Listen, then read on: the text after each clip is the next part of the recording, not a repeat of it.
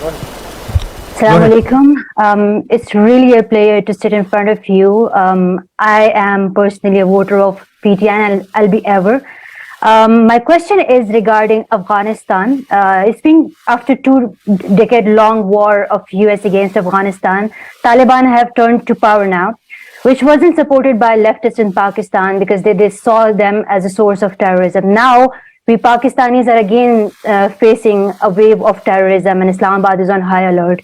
So how do you see the Taliban in Afghanistan, and how do you think that the current security threat which Pakistan is facing now has something to do with Afghan Taliban also? Also, you have supported a lot of laws like blasphemy law and religion-based laws, but on the same time you have criticized a lot of religious parties which were in the coalition. So how do you see the role of religion in the politics? Thank you so much. Okay, so first of all, you must differentiate between the Afghan Taliban and the Pakistan Taliban. The Afghan Taliban are completely different.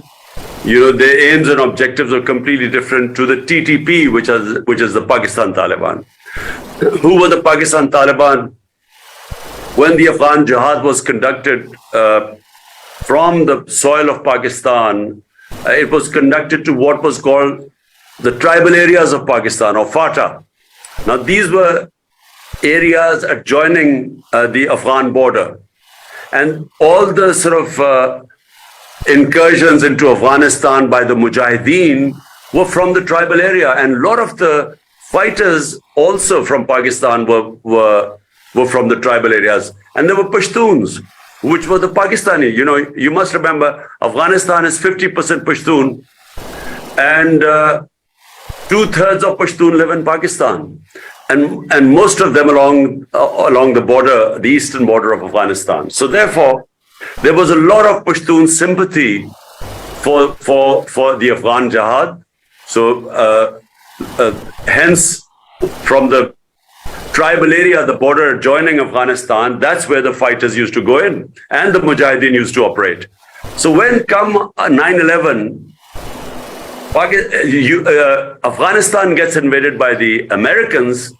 Now Pakistan government took this stand, which I opposed. We should have stayed neutral. They started supporting the US war on terror. And so the same people who had been fighting jihad against the Soviets because they were foreign invaders now were told that because it's the US, if you fight against them, it's terrorism. So they turned against the Pakistan government. And so what we had was in tribal areas, the people turning against the Pakistan government, and they were called the TTP, the Pakistan Taliban. And so there were two different things.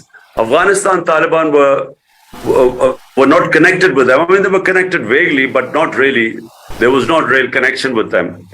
So what happened was that after Kabul fell to the Taliban last August, the Pakistan Taliban were then asked by the Afghan Taliban to go back into Pakistan.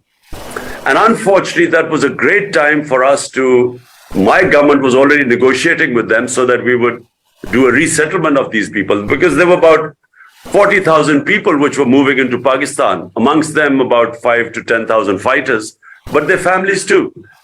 So unfortunately, when my government went, the eye was taken off the ball, and the new government and the setup, the military establishment did not pay enough attention to what was happening with the resettlement of the Taliban coming in. And so therefore we have this wave of terrorism coming in now, and this is all along what was the former FATA, the former tribal areas, because they've got merged into Pakistan. So we have a wave of terrorism in Pakistan right now, and this needs to be dealt with before it goes out of hand. Now I come to what you're talking about, religious parties and religious laws. Look, let me first tell you about the blasphemy law. The blasphemy law was not made by Pakistan. It was made by the British when they were ruling India. And the idea of the blasphemy law was that if one religious community, and remember there were multi-religious communities living in villages. There were Hindus, there were Sikhs, there were Muslims. there were Christians. So if one religious community said something which was derogatory against another religious community of a sacred entity, so there would be riots, there would be a lot of people killed. So the British then brought in this blasphemy law that you were not allowed to say anything derogatory about any religious entity of any other religion. That's how it came about, to stop riots. So therefore, rather than there being lynching crowds and lynching mobs going on and killing people who thought that their religion blasphemy had been committed against them, now it was an offense, so you had to actually go to court to prove that. So that was to stop mob violence, lynching crowds. So Pakistan basically inherited the policy. And in Pakistan, it makes sense because we have different religions here. And we have had in the past, when someone thinks that our religion has been blasphemed, there have been mob violence. There have been people lynched. And this now is an offense in Pakistan because you have to prove that it's blasphemy. And for that, you have to go to a court. Very well. Thank you. Thank you very much. Our next question is about Turkey. And we have with us Dr. Yasin Aktay.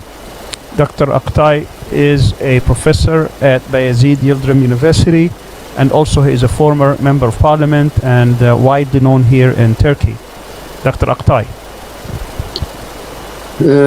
First of all, thank you very much for sharing your very, very valuable perspective with us, and thank to SIGA for gathering us together in this platform. For the past 2 decades, Turkey has become an important and rising power, not only in its region, but also in the Muslim world. I think you can share this idea, this view. The relationship between Pakistan and Turkey is the lasting legacy of Pan-Islamism. The story is well known, as you know. Muslims in the subcontinent supported the Turkish people with their bodies and wealth during the height of colonialism. But in reality today, the Turkish-Pakistan relationship is a failure from many angles. The historical nostalgia has been manipulated by NATO interests, as it was dominated and controlled by the military through the Cold War years. Today, it has resulted in nothing tangible. No visa-free travel, no free trade agreement, no military alliance, no free technology transfer agreement, no people-to-people cooperation, etc. Now my question is coming. Do you feel Pakistan has benefited from Turkey's rise? And if so, how? And do you envision a strategic partnership beyond rhetoric between the two important Muslim states? And lastly, what other Muslim states do you see as strategic partners to Pakistan? Thank you. Well, first of all, let me say that there's a people-to-people relationship between the people of Turkey and Pakistan. And this, again, what you quite rightly pointed out in history, was at a time when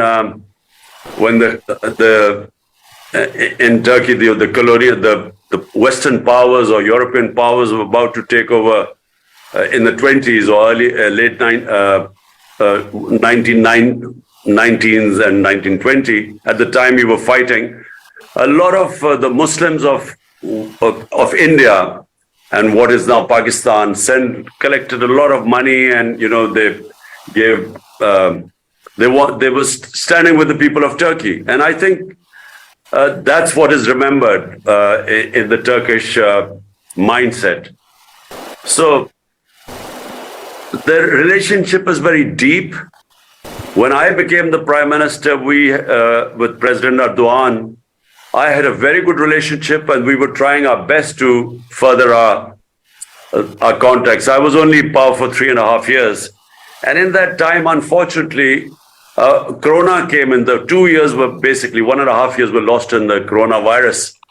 And so for our first year, we had a bankrupt country, so we were trying to be solvent. So basically in the last couple of years, we were trying to form what you call trade relationship. We had a committee formed by the president dealing with the committee formed by me in Pakistan to further our contacts, our relationship. It was quite a relationship which covered a wide area of things. And unfortunately that, when my government was removed, we were just deepening our relationship, and there were various political crises which kept coming on the way. And but I do feel that for the future, the relationship with Pakistan and Turkey will grow. Look, Pakistan has gone through a bad period in the last 30 years. We lost our momentum of growth. Pakistan just did not live up to its economic potential. We had two terrible governments of two political families who ruled us for 30 years. And they're still here. They've been in power for 8 months. And they have basically run this country into the ground. So Pakistan in the 60s was one of the fastest growing economies in the world. And especially in the developing world, Pakistan was given as an example. A lot of countries followed Pakistan's model in the 60s, Malaysia, South Korea. We were considered a model. And as I said, unfortunately, in the last 3 decades, we lost that momentum because, we had very poor governance. So looking ahead, I think Pakistan and Turkish relationship has tremendous potential. And we were discussing, there were a lot of mutual areas which we could benefit each other, because there's a lot of strengths in Pakistan which are still, we have potential, but we haven't realized them. But in Turkey, we were working out on how mutually we could benefit each other through trade. Thank you very much. I can't leave this without mentioning that you and President Erdogan, and I believe also the President of Iran, were talking about how to confront Islamophobia. Say, in 1 minute, what project do you think the 3 countries should embark upon to confront this rising problem of Islamophobia? You see, Islamophobia, let me just give you I'm just going to be very quick about this. This all started when the Iranian Revolution took place. There was a fear in the Western countries that all Muslim countries will be taken over by Islamic revolutions. And so they divided the Muslim world between moderates and fundamentalists.